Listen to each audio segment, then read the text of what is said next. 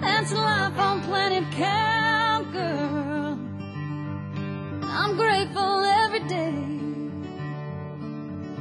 Well, hey y'all, I'm Templeton Thompson, and we are here at Lynn Palm's Women Love Horses event in Ocala, Florida, sitting on this gorgeous luxury bus that my dear friend Gary from Liberty Coach has honored us with getting to use to do some interviews over this weekend. And I am sitting here with a legend, an inspiration to me and millions all over the world, this incredible horsewoman who is Martha Josey. Martha, this is a big deal to be sitting here with you. Well, we've met a few times before. I guess we initially met at Lynn's first event, right? Yes, In Concord, North Carolina. And yes.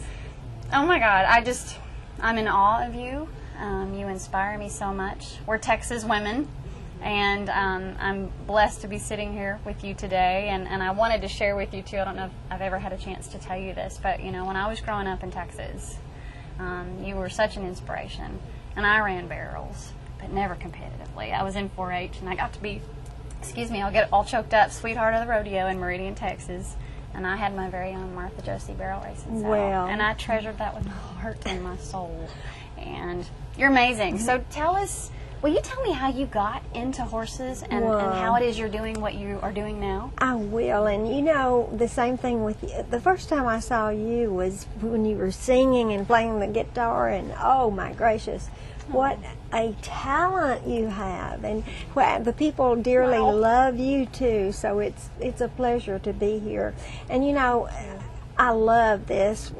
Women love horses, and we have really had a good time this weekend with Lynn and all the other clinicians and everything. And how I got started, you know, I rode my first horse when I was a baby. I kind of figured, yeah. And my dad was one of the first directors of the Quarter Horse Association, and my mother dearly loved horses, and I lost my dad when I was only like 10 years old. He had a heart attack, and for years I didn't get to ride. And then one day after even after graduating from high school, I went to a rodeo, and up in the stands, you know, I was sitting, and I told the person next to me, I said, I don't belong up here, I belong down there. Yeah. And I went home. My mother had kept one horse, and it was a stallion. And I went home the next day and rode that horse for the first time. And needless to say, I got my first great horse, C.B. Reed.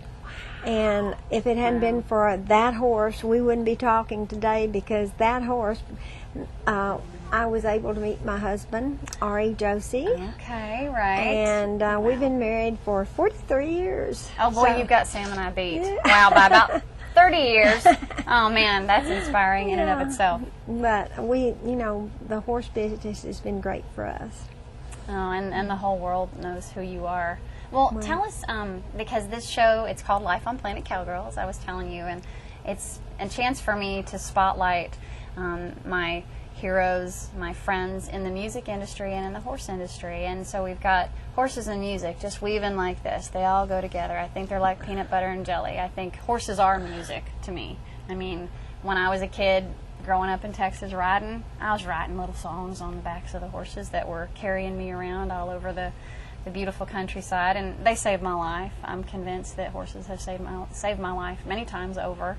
They were my best friends. And just wondering, like, for you, when you hear music and horses, what comes to mind? Who are your favorite singers? Is there one song that resonates for you that when you listen to it, it just brings up memories, or just what? Oh, I love the country music, and everything from the old cowboys, the Gene Autry's and the Roy Rogers, and even back when they were singing, you know, you watch all the movies and everything, and they were great. And country music and horses, it just goes together. It does, doesn't it? Yeah, yes, it does. It totally does. It's wonderful. And you know, every little girl, I think, wants a horse.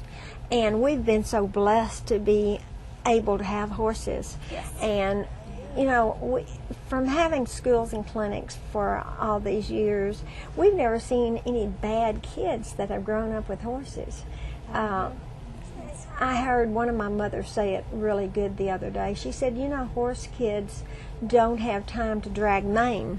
They're too busy with their Yeah. horses, and Yeah. and it just shows in what what you're doing with your horse life and your singing and everything goes so good together. Thank you. And you've even got a husband that does it with you too. Aren't we lucky? We're And I really am lucky. too. Yeah. It's, and I know that's not the norm. I know it's not, and so yeah, we are so blessed and Yeah. so lucky. And he, bless his heart, I guess he's kind of at times a horse widow. I've heard people call it that, because traveling with my girl, I'm still kind of new to it, and she's my child. I think you probably heard me the other night when we were performing say that we don't have two-leggeds, so all my four-leggeds are my children. And I spend a little too much time at the stall. I spend a little too much time worrying about her, and I'm learning. This has been a process, to travel with horses is a lot of work, isn't it? Oh yes. When did you first start actually really getting out and traveling and doing expos like this? Tell me a little bit how that came to start. We happening for started you. the very first clinic that I ever knew that anyone ever had. We had our first clinic in 1966, and it was in Connecticut. And we actually rode an airplane all the way. And on the way, I said, Josie, what am I going to talk about? Of course, now it's so natural, But now this year we're actually having about 30 clinics, and so many of them. We have a team, Josie Clinic. A group of 3 guys that go out to teach. And barrel racing is men and women, but mostly women. So my 3 guys really get along with the women good. Of course, Josie's a super coach, and so we have all the clinics, and Ari and I are at the clinics at home, and he's been very supportive of me through the years, and he ropes, so he still loves the horses too. But we love going, and especially the seminars like this one. Yeah. So much fun, because yeah.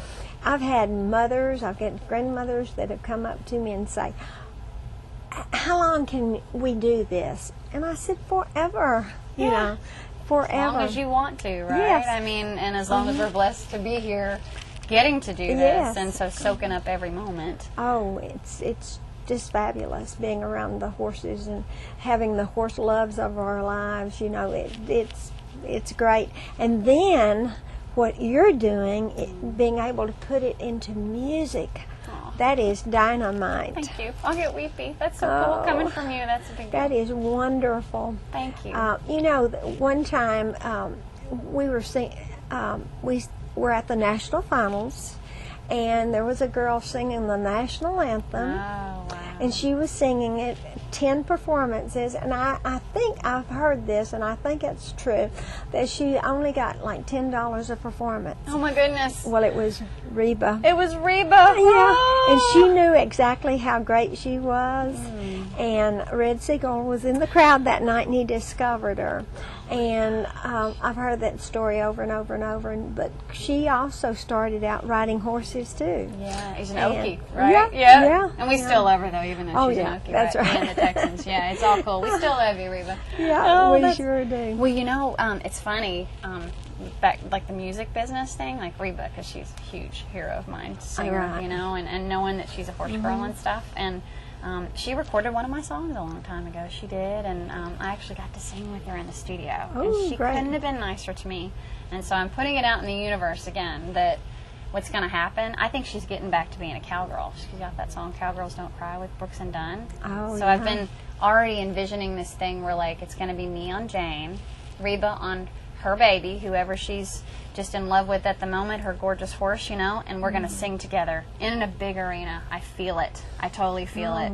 And then I hope that someday you and I somehow get to perform together. That would tickle that would me be great. absolutely pink. That would be great. And I would drive 1,000,000 miles to do it. Well, it's I awfully would. fun just sitting here getting to talk with you, too. Thank you. Just dreaming big, working hard and having faith.